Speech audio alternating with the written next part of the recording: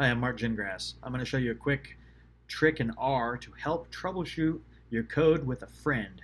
So I work at an environment that there's a couple other coders that actually know how to manipulate R.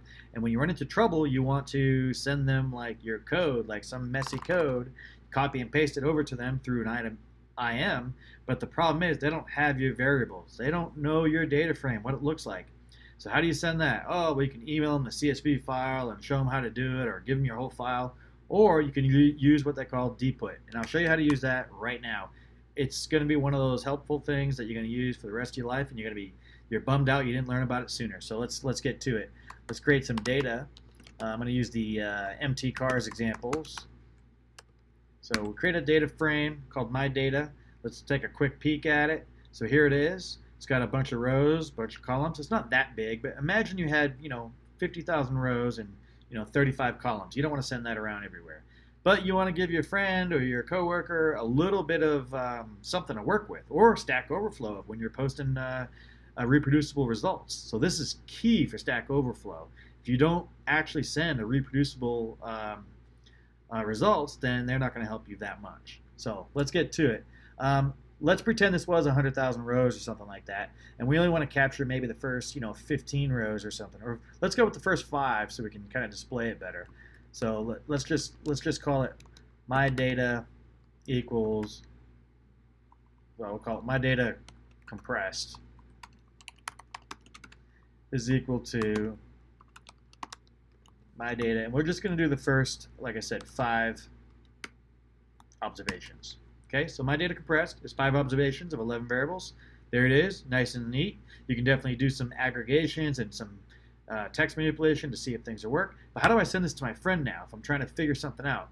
Say, well, I'm trying to do something with this data frame, blah, blah, blah, and I can't do it. Well, let's send this data frame to him through an email or IM without all the hassle of trying to send CSV files.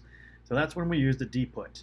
You can do it in here, but you might as well just do it down here in the console and just type in dput and put in my data compressed, and I'll show you what it outputs.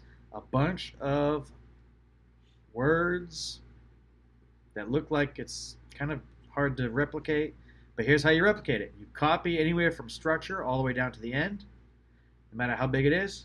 Copy that. So it's on my clipboard right now. I'm going to go ahead and clear my variables. I'm going to delete all my variables. I think this should still work. So as you can see, I've got no environment variables. I'm going to delete all this.